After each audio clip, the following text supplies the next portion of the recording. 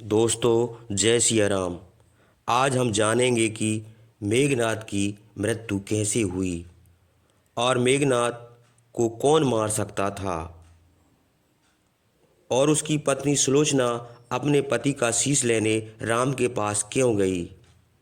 रामादल में एक पतिव्रता नारी की परीक्षा कैसे ली गई और फिर सुलोचना का क्या हुआ। देखिए यह वीडियो, लेकिन देखने से पहले वीडियो को लाइक ज़रूर करें और इस चैनल को सब्सक्राइब करें। मेघनाद की मृत्यु के बाद पत्नी सुलोचना का क्या हुआ। सुलोचना वासुकी नाग की पुत्री और लंका के राजा रावण के पुत्र मेघनाद की पत्नी थी। लक्ष्मण के साथ हुए एक भयंकर युद्ध में मेघनाद का वध हुआ।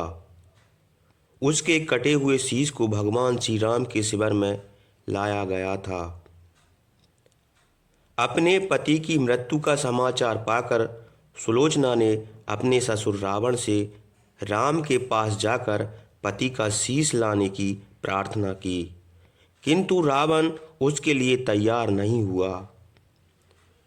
उसने सुलोचना से कहा कि वह स्वयं राम के पास जाकर मेघनाद का शीश ले आए, क्योंकि राम पुरुषोत्तम है, इसलिए उनके पास जाने में तुम्हें किसी भी प्रकार का भय नहीं करना चाहिए। रावण के महापराक्रमी पुत्र मेघनाद का वध करने की प्रतिज्ञा लेकर लक्ष्मण जिस समय युद्ध भूमि में जाने के लिए प्रस्तुत हुए, तब राम उनसे कहते हैं, लक्ष्मण, रण में जाकर तुम अपनी वीरता और कौशल से रावण पुत्र मेघनाद का वध कर दोगे, इसमें मुझे कोई संदेह नहीं है। परंतु एक बात का विशेष ध्यान रखना कि मेघनाद का मस्तक भूमि पर कदापि नहीं गिरना चाहिए, क्योंकि मेघनाद एक नारी व्रत का पति है और उसकी पत्नी परम पतिव्रता है। ऐसी साध्वी के पति का मस्तक अगर पृथ्वी पर गिर पड़ा तो हमारी समस्त सेना का विध्वंस हो जाएगा और युद्ध में विजय की आशा त्याग देनी पड़ेगी। लक्ष्मण अपनी सेना लेकर चल पड़े। संग्राम भूमि में उन्होंने वैसा ही किया। युद्ध में अपने बाणों से उन्होंने मेघनाद का मस्तक उतार लिया, पर उसे पृथ्वी पर नहीं गिरने दिया। हनुमान उस मस्तक को रघुनंदन के पास ले आए।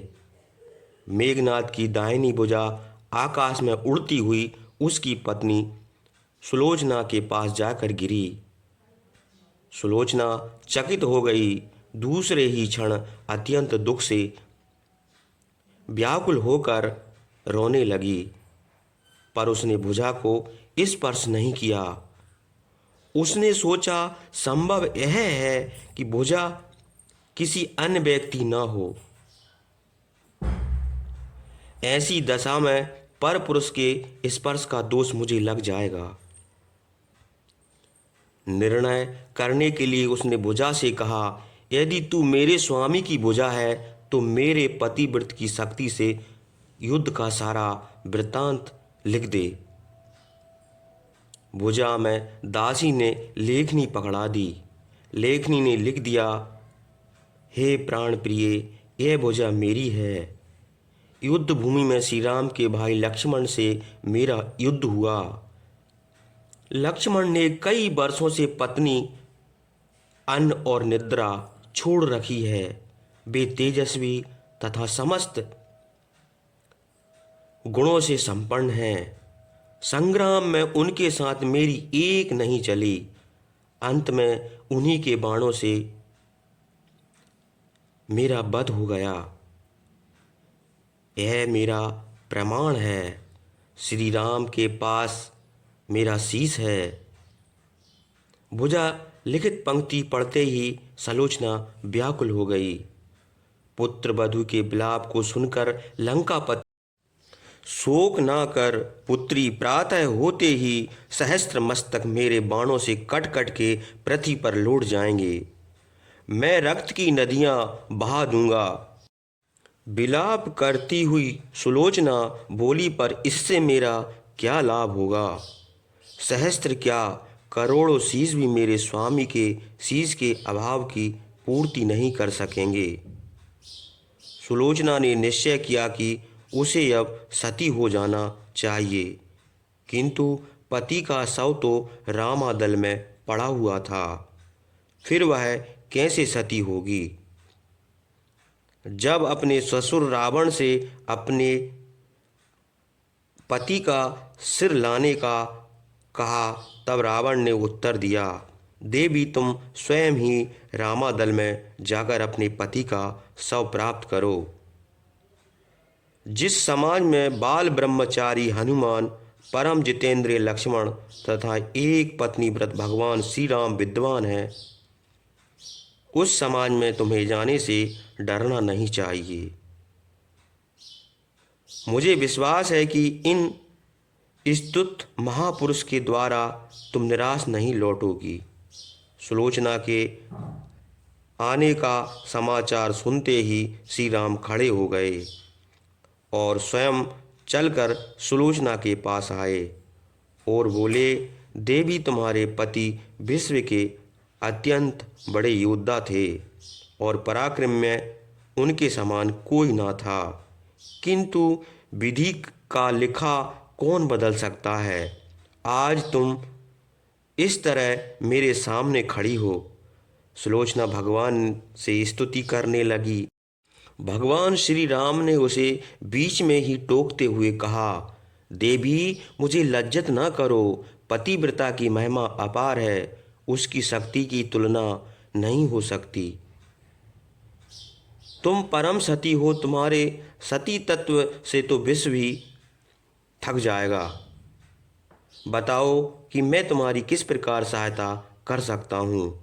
सुलोचना ने आंसू पोंछकर नैनों से प्रभु की ओर देखा और बोली, हे राघवेंद्र, मैं सती होने के लिए अपने पति का मस्तक लेने के लिए यहाँ पर आई हूँ।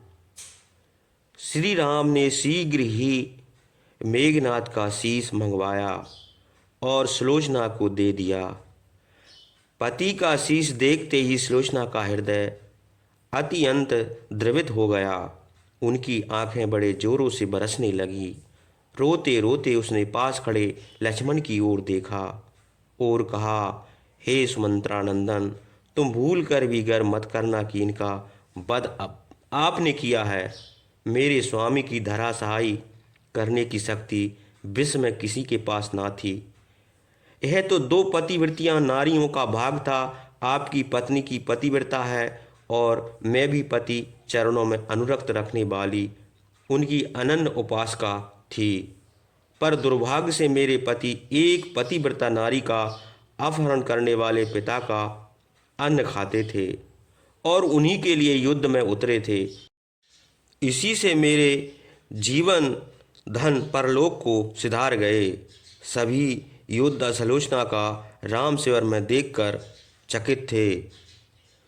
वे यह नहीं समझ पा रहे थे कि सुलोचना को यह कैसे पता चला कि उसके पति का शीश भगवान राम के पास है। जिज्ञासा शांत करने के लिए सुग्रीव ने पूछा, यह बात उन्हें कैसे ज्ञात हुई। मेघनाद का शीश श्री राम के शिविर में है। सुलोचना ने स्पष्टता से बता दिया कि मेरे पति की भुजा युद्ध भूमि से उड़ती हुई मेरे पास चली गई थी।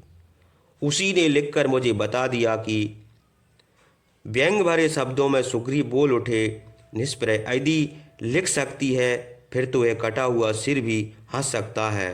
श्री राम ने कहा, व्यर्थ बातें मत करो मित्र, पतिव्रता के महिमा को तुम नहीं जानते। श्री राम की मुख्य कृति देखकर सुलोचना उनके भावों को समझ गई। उसने कहा, यदि मेरे मन और वचन कर्म से पति को देवता मानती हूँ तो मेरे पति की यह निर्जीव मस्तक हंस उठे। सुलोचना की बात पूरी भी नहीं हुई कि कटा हुआ मस्तक जोरों से हंसने लगा। यह देखकर सभी दंग रह गए। सभी ने पतिव्रता सुलोचना को प्रणाम किया। सभी पतिव्रता की महिमा से परिचित हो गए थे। समय चला गया। सुलोचना ने श्री राम से प्रार्थना की, भगवान आज मेरे पति की अंतुष्टि क्रिया है और मैं उनके सहचर उनसे मिलने जा रही हूँ। अतः आज युद्ध बंद रहे। श्री राम ने सुलोचना की प्रार्थना स्वीकार कर ली। सुलोचना पति को लेकर वापस लंका आ गई। समुद्र के तट पर एक चंदन की चिता तैयार की गई।